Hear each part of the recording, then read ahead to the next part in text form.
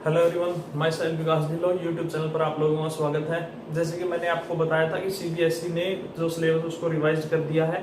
कुछ टॉपिक हैं जो कि हर एक चैप्टर में से रिड्यूस कर दिए गए हैं। आज जो हम चैप्टर कर रहे हैं मैग्नेटिक फील्ड वाला, magnetic effect due to current, उसमें हमने जो लास्ट टॉपिक किया था वो किया था magnetic field pattern due to straight conductor. उसमें आज हम रूल की बात कर रहे थे। वैसे ही ये रूल मैं आपको बता देता हूँ कि ये रूल इसलिए बनाए जाते हैं ताकि आप बिना एक्सपेरिमेंट से, अगर करंट की डायरेक्शन अगर आपको पता हो तो मैग्नेटिक फील्ड लाइंस जो प्रोड्यूस होगी उसके पैटर्न को बता सको। लेकिन ये टॉपिक अभी आपके चैप्टर में नहीं है, लेकिन ये रूल है, मैं आपको बता देता हूँ फिर भी, क्योंकि स्ट्रेट कंडक्टर का टॉपिक है लेकिन उसका रूल नहीं है। रूल आपको याद करना पड़ेगा करंट की डायरेक्शन निकालने के लिए। रूल चाहे कोई भी हो, हमने तीन तरह के यहाँ पर वो लिए हैं कंडक्टर्स, जिसमें हमने स्ट्रेट कंडक्टर, सोलेनोइड और जो सर्कुलर फॉर्म ली है वायर की। स्ट्रेट करंट कैरी कंडक्टर या सर्कुलर करंट कैरी कंडक्टर और सोलेनोइड, तीनों में जो रूल है वो अलग अलग है। जो फर्स्ट है वो अभी हम रूल कर रहे हैं, लेकिन तीनों में एक कंडीशन जरूर अप्लाई होती है कि हमें करंट की डायरेक्शन का पता होना चाहिए। जब तक हमें करंट की डायरेक्शन का नहीं पता होगा हम मैग्नेटिक फील्ड लाइंस का पैटर्न नहीं निकाल सकते हैं बिना रूल के। वैसे अगर निकालना है तो एक्सपेरिमेंटली निकाला जा सकता है, लेकिन उस एक्सपेरिमेंट में भी हमें करंट की डायरेक्शन का पता होना चाहिए। वो हम पता कर सकते हैं बैटरी के जो कनेक्शन होते हैं उससे, कि पॉजिटिव कहाँ जुड़ा हुआ, नेगेटिव कहाँ जुड़ा हुआ, उससे हम करंट की डायरेक्शन पता कर सकते हैं। तो फर्स्ट हमारे पास एक वायर है ए बी, कॉपर वायर। ये पॉजिटिव नेगेटिव, हमें पता है इसमें current upward to downward direction move करता है। नेक्स्ट में हमने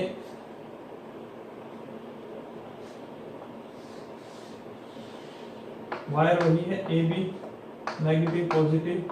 अब जो करंट है इसमें ए टू बी मूव करता है, इसमें बी टू ए मूव करता है, that is a straight current carrying conductor.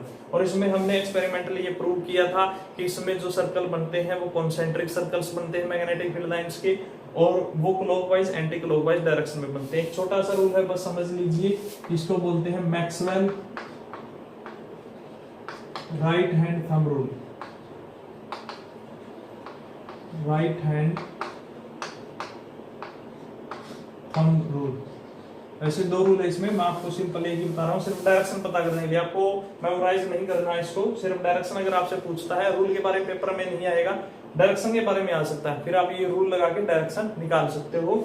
Maxwell scientist ने इस फार्मूले को दिया था राइट हैंड थंब रूल। यानी हमें यहाँ जो इस्तेमाल करना है वो राइट हैंड को इस्तेमाल करना है, थंब रूल। यहाँ जो थंब है वो डायरेक्शन बताएगा करंट की, यानी हमें थंब को उस डायरेक्शन में ऑपरेट करना है जिस डायरेक्शन में करंट मूव होता है। यानी हम यहाँ दो ही डायरेक्शन लेते हैं, अपवर्ड या डाउनवर्ड। तो अपवर्ड है तो करंट ऊपर की तरफ जाता है, ये डाउनवर्ड है तो करंट नीचे की तरफ जाता है। अब इस रूल को ध्यान से सुनिए कि हमें इमेजिन करना है कि कोई एक वायर है जिसमें करंट मूव होता है। हम उसको इस तरीके से ग्रैप्स करेंगे कि जो थंब है वो हमेशा करंट की डायरेक्शन देगा।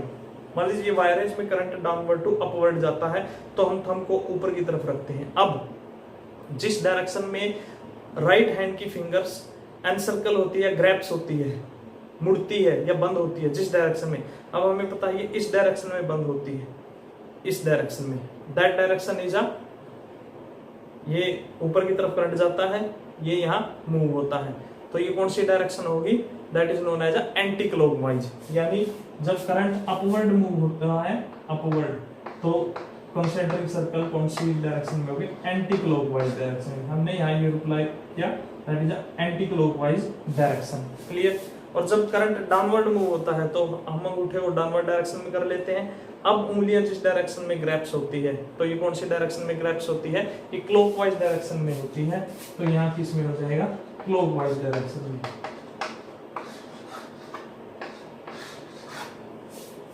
सिंपल रूल है Maxwell right hand thumb rule. हमें सिर्फ इमेजिन करना है एक वायर जिसमें करंट डाउनवर्ड या अपवर्ड मूव होता है, थंब जो करंट की डायरेक्शन को बताएगा, थंब को उस डायरेक्शन में रखना है जिसमें करंट मूव होता है, और जिस डायरेक्शन में हमारी जो उंगलियां हैं ग्रैप्स होती हैं, बंद होती हैं, वो वाइज या एंटी क्लॉकवाइज रहेगी, वो जो डायरेक्शन है मूविंग फिंगर्स की वो डायरेक्शन देगी मैग्नेटिक फील्ड लाइंस की, कि वो क्लॉकवाइज में मूव करता है या एंटी क्लॉकवाइज में मूव करता है। क्लियर?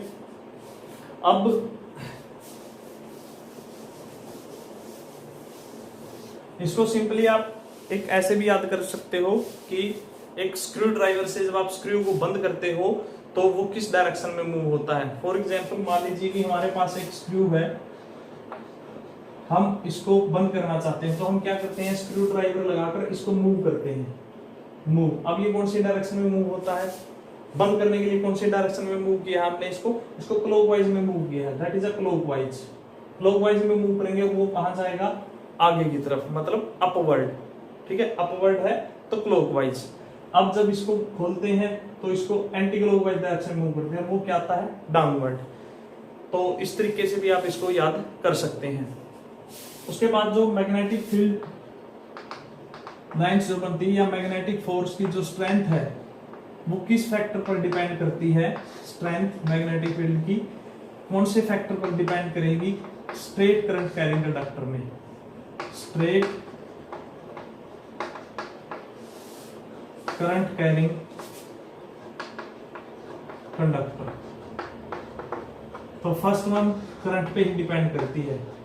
अगर हम करंट की वैल्यू को इंक्रीज कर देंगे तो मैग्नेटिक फोर्स की वैल्यू इंक्रीज हो जाएगी, करंट की वैल्यू को डिक्रीज कर देंगे तो मैग्नेटिक फोर्स की वैल्यू डिक्रीज हो जाएगी। सेकंड वन रेडियस, इसको रेडियस बोल सकते हैं हम, या डिस्टेंस फ्रॉम वायर।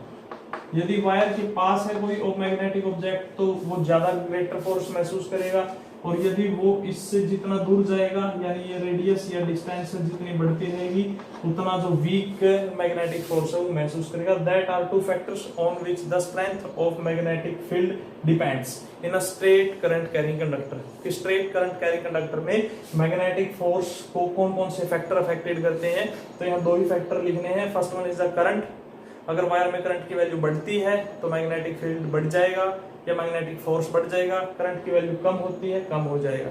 रेडियस या डिस्टेंस बोल सकते हैं वायर से, वायर के जितना पास है ज्यादा महसूस किया जा सकता है मैग्नेटिक इफेक्ट को, वायर से जितना दूर रहेंगे मैग्नेटिक इफेक्ट को उतना ही कम महसूस करेंगे। The second form is a circular form, wire circular form की है, या हम कह सकते हैं circular current carrying conductor, current carrying conductor.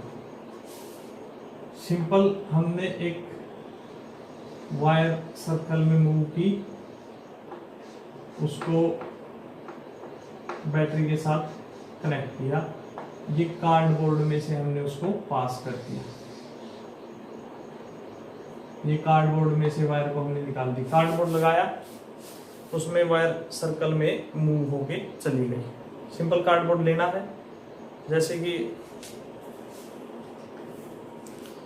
ये कार्डबोर्ड है, यहां से वायर पास होते हुए यहां से निकल गई, दोनों में से निकाल के सर्कुलर फॉर्म नीचे बैटरी से कनेक्टेड कर देना है।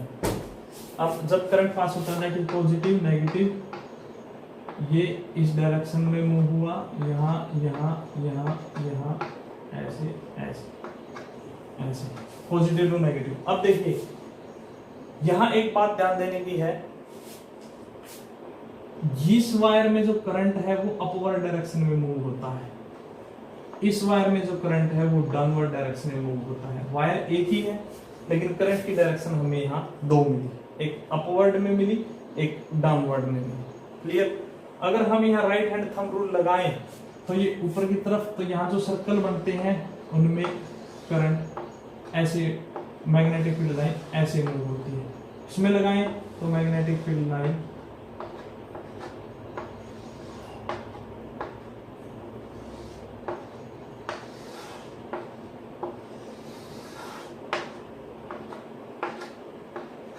ऐसे मूव होती है। तो हमने देखा इसमें जो सर्कल बनेंगे वो इस तरीके से सर्कल बनेंगे। क्लियर? एक डायरेक्शन जहां हमें क्लॉकवाइज दिखाई देती है तो दूसरी डायरेक्शन एंटी क्लॉकवाइज हमें दिखाई देगी। ये सर्कल यहां से चलते हैं कंप्लीट फॉर्म में, यहां चलेंगे। अब वायर सर्कुलर है अगर ये स्ट्रेट होती तो हम एक सर्कुलर फॉर्म बनाते, लेकिन पोल वहां नहीं पता चलते। लेकिन सर्कुलर वायर में पोल बनते हैं। जैसे हमारे पास एक डिस्क है CD हम जिसको बोलते हैं, वो एक सर्कुलर फॉर्म है, तो उसका एक फेस एक पोल की तरह काम करता है, सेकंड फेस अदर पोल की तरह काम करता है। ठीक वैसे ही सर्कुलर वायर अब कंप्लीट एक पोल की तरह काम करती है, पूरा face, front face other pole, second face another pole. तो यहां हमने एक बात देखी कि जो ये सेंट्रल एरिया है वायर के बीच का जो एरिया है, इसमें मैग्नेटिक फील्ड लाइंस की डायरेक्शन एक ही तरफ है, यहां एक ही डायरेक्शन में, जबकि बाहर हम देख रहे हैं तो डायरेक्शन अलग अलग है। ध्यान दीजिए इस बात पे। जो मिडल एरिया है, अगर हम करंट की डायरेक्शन भी चेंज करते हैं ना, तो ये इस साइड हो जाएगी। अगर अब जो डायरेक्शन उसमें ये इनवर्ड जाती है, सभी पैरेलल है एक दूसरे के इन साइड में, लेकिन आउटसाइड है जो वो सारी एक दूसरे जो रेडियस है वो भी बढ़ती जाती है और डायरेक्शन भी एक दूसरे के अपोजिट है। लेकिन इनर में डायरेक्शन भी सेम है और जो एरिया है वो यूनिफॉर्म है। यानी हम ये कह सकते हैं inside circular wire magnetic field lines parallel तो है ही है, वो यूनिफॉर्म भी है, जबकि आउटर में वो नॉन यूनिफॉर्म है। तो ये तो एक पैटर्न निकालने का तरीका हो गया, लेकिन रूल यहाँ क्या लगेगा वो रूल के बारे में हम कल डिस्कस करते हैं। अब बात करते हैं वो फैक्टर जिसके ऊपर मैग्नेटिक फील्ड या मैग्नेटिक फोर्स डिपेंड करता है। First one, current. अगर वायर के अंदर करंट की वैल्यू बढ़ेगी तो मैग्नेटिक फोर्स है या मैग्नेटिक फील्ड है वो बढ़ेगा। जितनी ज्यादा करंट की वैल्यू रहेगी उतनी फोर्स की वैल्यू ज्यादा रहेगी। करंट की वैल्यू डिक्रीज करेंगे तो फोर्स की वैल्यू कम हो जाएगी। Second one, radius of coil. ये जो कॉइल है या वायर है, इसकी रेडियस अगर हम डिक्रीज कर देते हैं तो करंट की वैल्यू बढ़ जाएगी। अगर इसको इंक्रीज कर देते हैं, अब सॉरी, मैग्नेटिक फील्ड की वैल्यू बढ़ जाएगी, इंक्रीज कर देते हैं तो कम हो जाएगी। And the third one, number of turns. Number of turns, number of turns का मतलब है ये जो हमने सर्कल लिया है, कॉइल फॉर्म ली है, एक ही वायर है, अगर ऐसे ऐसे टर्न अगर हम बहुत ज्यादा ले लें तो मैग्नेटिक फील्ड की वैल्यू बहुत ज्यादा बढ़ जाएगी। देखो, जब भी इलेक्ट्रोमैग्नेट बनाया जाता है वो एक वायर में से करंट पास करके किसी मैग्नेटिक ऑब्जेक्ट के ऊपर वायर बांध दी जाती है।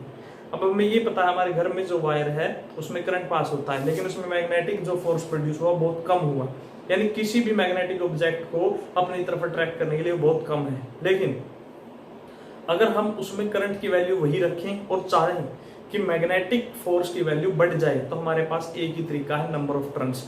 कि हम एक जैसे सिंपल हमारे पास एक कील है, हमने उसके ऊपर वायर, कॉपर वायर ली और उसमें नंबर ऑफ टर्न्स दिए, बहुत सारे नंबर ऑफ टर्न, अब उसमें से करंट पास किया, तो अब जो इसकी ताकत होगी वो पहले से इतने ही टाइम्स ज्यादा होगी जितने नंबर ऑफ टर्न्स रहेंगे। यानी हर एक नंबर ऑफ टर्न एक तरह के मैग्नेट का काम करता है। अब ये देखिए, हमने जितने नंबर ऑफ टर्न दिए हैं ये समझ लीजिए उतने ही मैग्नेट उसमें ऐड कर दिए गए हैं। क्लियर?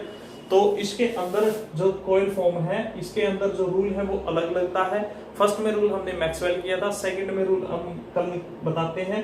लेकिन इसमें जो ये बात ध्यान रहे, जो वायर सर्कुलर फॉर्म में है उसका एक फेस एक पोल की तरह काम करता है, अदर फेस दूसरे पोल की तरह काम करता है।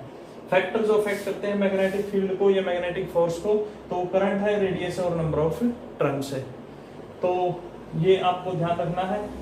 तो चैनल को लाइक, शेयर और सब्सक्राइब करना ना भूलें। Thank you.